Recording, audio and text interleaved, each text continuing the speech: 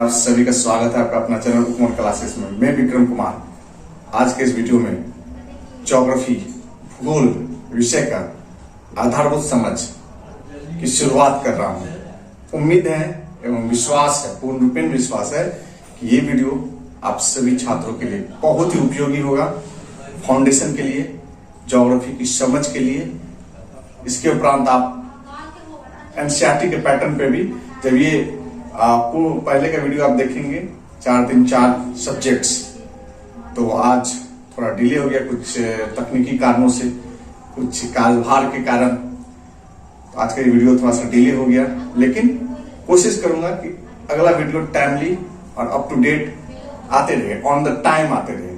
आज हम लोग ज्योग्राफी की प्रथम जो चैप्टर्स है, जहां से शुरुआत करते हैं, पृथ्वी की आंतरिक संरचना, इसमें 2-3 पार्ट हो सकता है, क्योंकि अब इसके बाद भूकंप और ज्वालामुखी को इसके एक साथ जोड़ेंगे तो उसका छोटा छोटा अलग से बनाया जाएगा। तो यदि आप लोग चैनल पर नए हैं और आपको ये वीडियो पसंद आए तो जरूर शेयर कीजिएगा, लाइक कीजिएगा एवं सब्सक्राइब कीजिएगा। चलिए हम लोग शुरुआत करते हैं पृथ्वी की आंतरिक संरचना। सबसे पहले हम लोग देखेंगे कि क्या पृथ्वी का आंतरिक संरचना क्या है।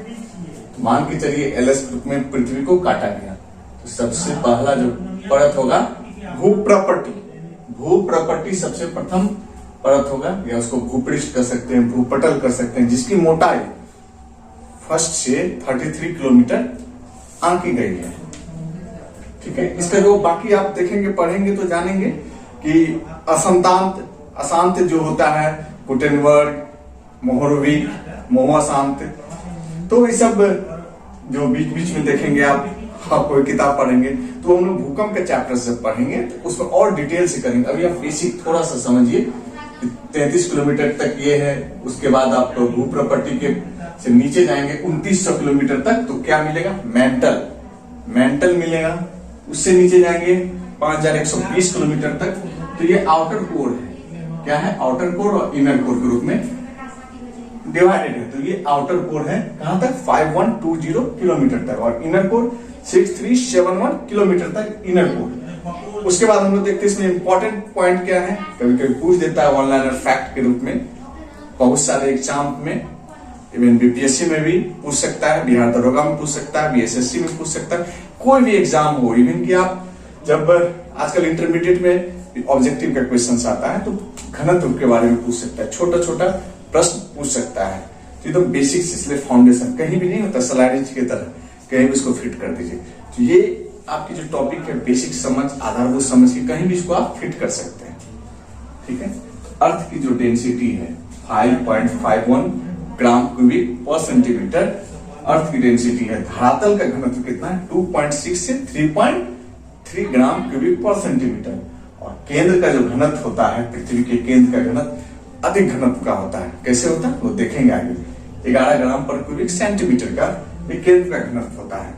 अब हम लोग कुछ देखते हैं कि पृथ्वी का दबाव आता है टर्म, तापमान आता है टर्म, तो कैसे कैसे क्या क्या होता है, दबाव से क्या होगा, तापमान से क्या होगा पृथ्वी पे। तो दबाव से हम लोग देखेंगे, दबाव प्रेशर आंतरिक भाग में किसी स्थान पर 1 वर्ग सेंटीमीटर क्षेत्रफल पर पड़ने वाले भार को दबाव कहते हैं।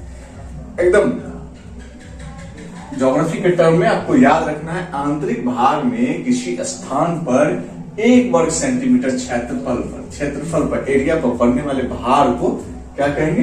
दबाव। दूसरा पॉइंट आता है, पृथ्वी के अंतरतम का अधिक घनत्व बढ़ते भार के कारण बढ़ते हुए दबाव के साथ चट्टान का घनत्व बढ़ जाता है। ठीक है, अधिक घनत्व बढ़ेगा, जब भार बढ़ेगा तो साथ साथ चट्टान का भी घनत्व बढ़ते जाता है। अब टेम्परेचर में आएंगे। टेम्परेचर में है, जब हम ऊपर से नीचे की ओर जाएंगे तो टेम्परेचर बढ़ते चला जाएगा। जब पृथ्वी में हम धरती को पार के ऊपर से नीचे जाएंगे तो टेम्परेचर बढ़ते जाएगा। कितना? 2 से 3 डिग्री सेंटीग्रेड।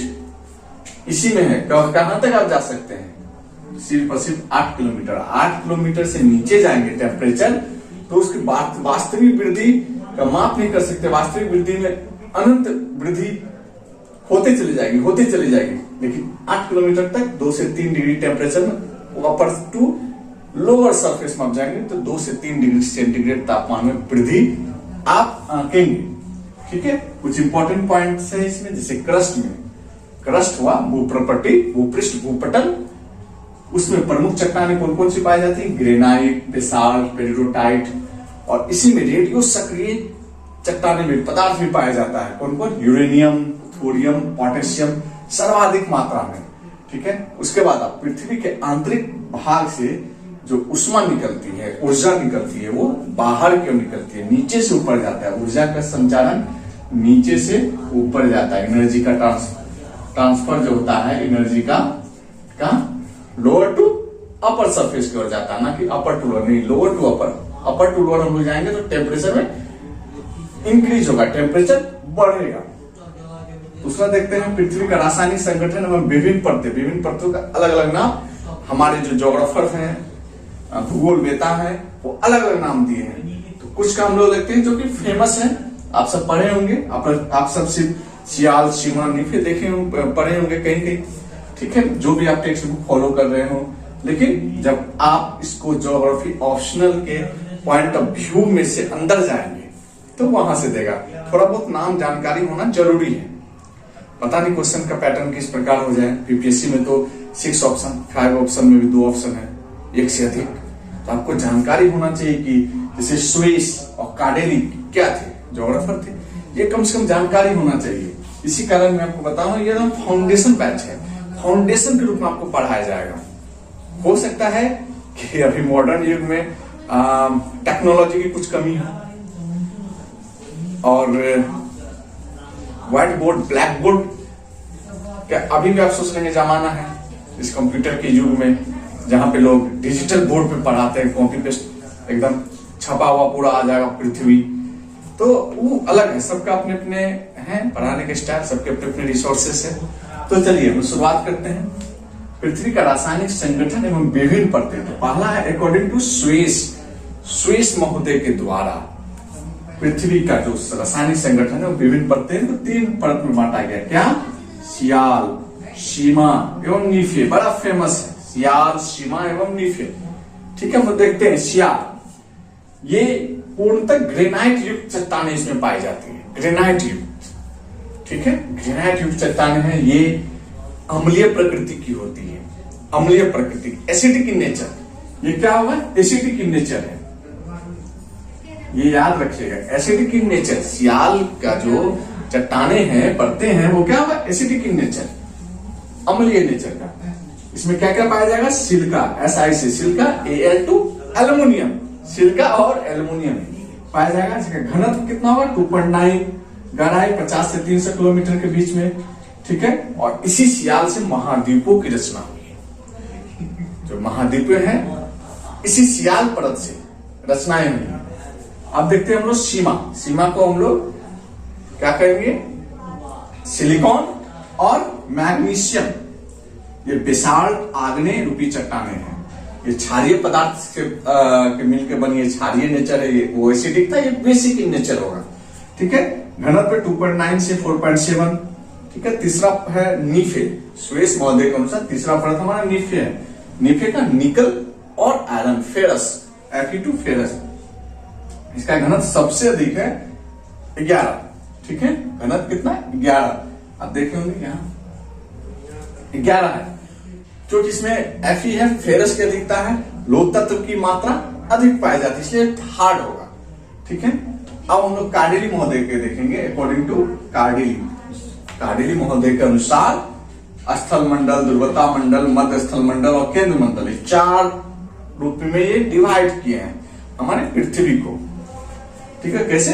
स्थल मंडल, ये तलहटी चट्टानों से बना हुआ है, इसकी मोटाई 80 किलोमीटर तक। ये 80 किलोमीटर तक ये मानते हैं कि स्थल मंडल है।